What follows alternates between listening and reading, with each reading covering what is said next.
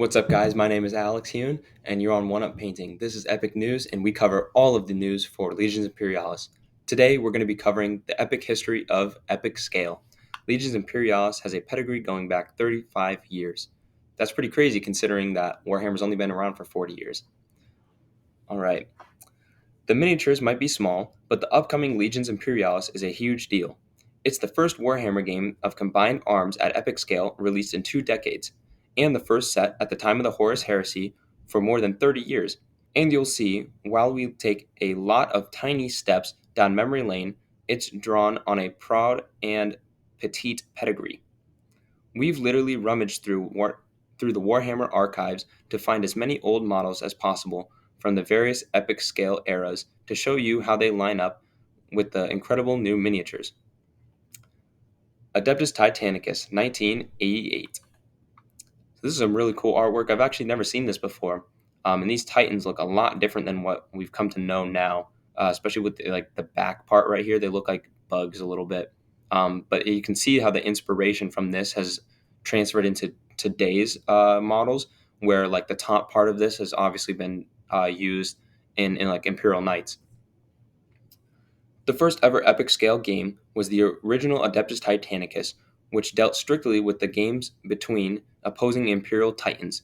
In fact, the notation of the Horus Heresy was expanded to justify two forces of near identical god engines squaring off against each other. The box came with 6 plastic Beetleback Warlord Titans, which were soon joined by the smaller Reaver and Warhound Titans in metal, as well as some cool upgrade options to make your Titans your own. Here they have another Titan, and that looks really cool, but you can definitely tell its age. It definitely looks metal. A lot of those older models just like are a little bit more rounded out, and have that kind of personality to them, I guess. There's a very interesting basing scheme here too. It's kind of dusty. All right, they got another Titan here. Very cool.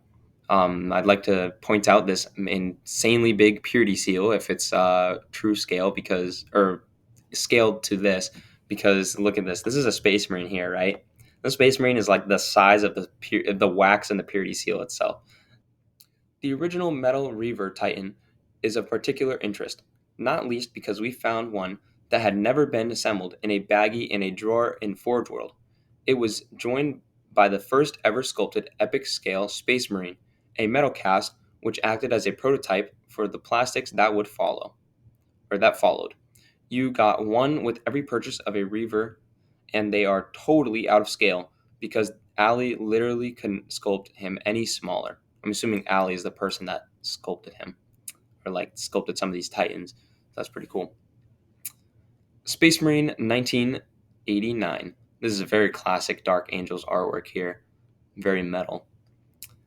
Rules for Space Marine infantry and vehicles followed in White Dwarf 109, rapidly giving rise to the new boxed game containing a balanced force of 320 Space Marines, 16 Land Raiders, and 32 Rhinos, plus oodles of cards, counters, and banners, and some card buildings with plastic roofs that were way ahead of their time.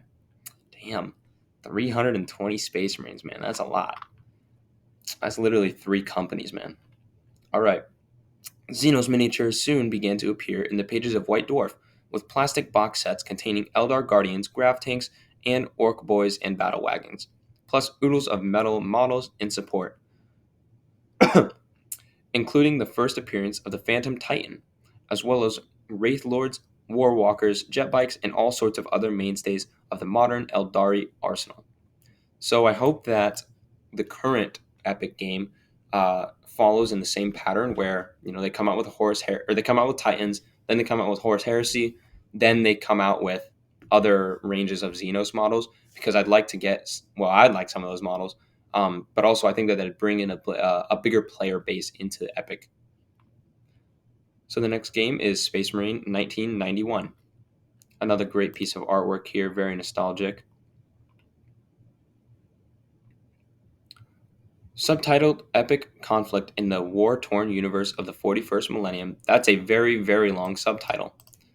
But anyway, this second edition moved away from the Horus Heresy with a gigantic box that contained orcs, Eldar, Space Marines, and a Titan for good measure. These rules lasted a long time, growing to encompass a wide variety of troops and vehicles for Eldar, Orcs, Space Marines, Squats, Chaos, Imperial Guard, and Tyranids. Over a series of box expansions, every faction revealed increasingly high quality plastic troops, which were supplemented by detailed metal reinforcements, including Titan sized behemoths for all. These buildings in here look really nice, and I hope that we get some for Legions Imperialis. So this is a big thing here. This is what really we wanted to see was how these miniatures scaled against the older miniatures. So a lot of people have been saying that, well, and in the previous articles, they say that the scale is around 6 to 8 millimeters. And the old epic scale was 6 millimeters. So as we can see here, I think that these look just slightly taller than these ones here, the old models. And I think that that means that these will be 8 millimeter scale and these are 6 millimeter scale. And that will make these a little bit easier to paint because the smaller something gets, the harder it is to paint. Um, like it's not significantly harder than a 32 millimeter model, but or like 28 millimeter model, but it is harder to paint like a very small guy. I've been messing around with some scale models myself, and they are very hard when it gets to like that 6 millimeter scale. So we got some Marines here.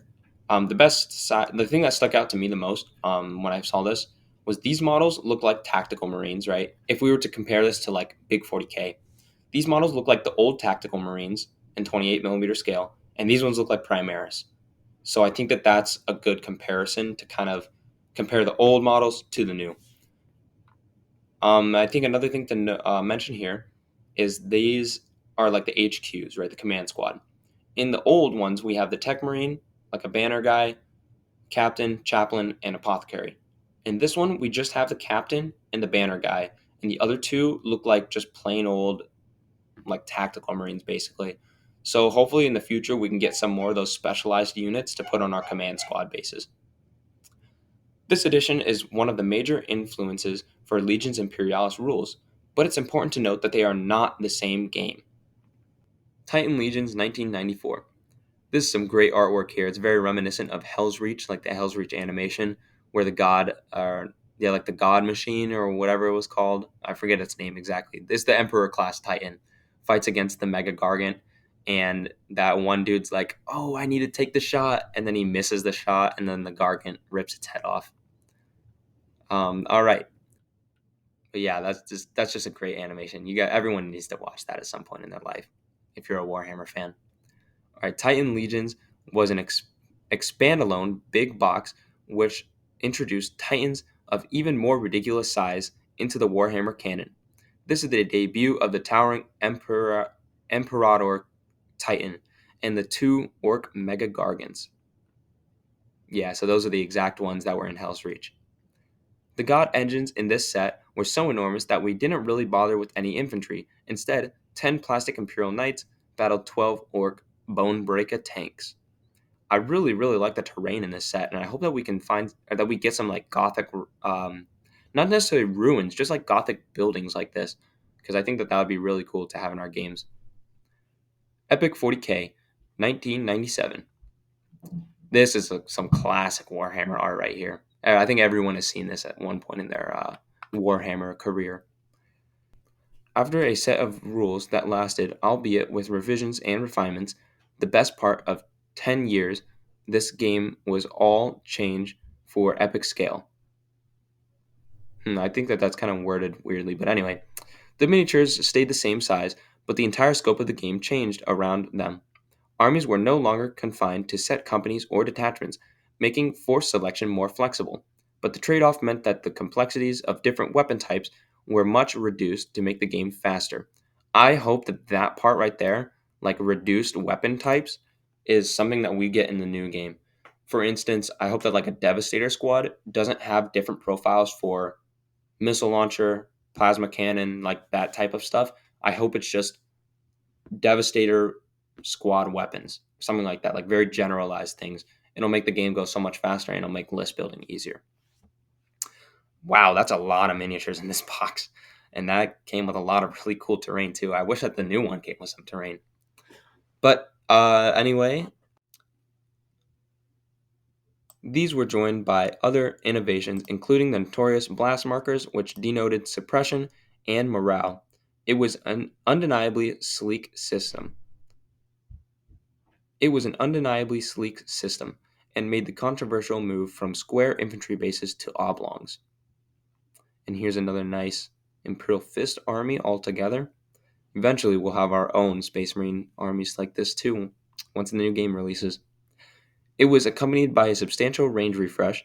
The old plastic troops were replaced with much more intricate and detailed new miniatures. For instance, the old venerable wait that and that venerable old Land Raider design, later called the Land Raider Proteus, was replaced with an exciting new look that remains to this day, aka the MK2B Land Raider. So yeah, this is the old Land Raider here. It has like really high tracks for some reason, and then the old the new Land Raider that we all know. And these like little vehicles look so cool. They are literally the size of micro machines, and I cannot wait to get my hands on them.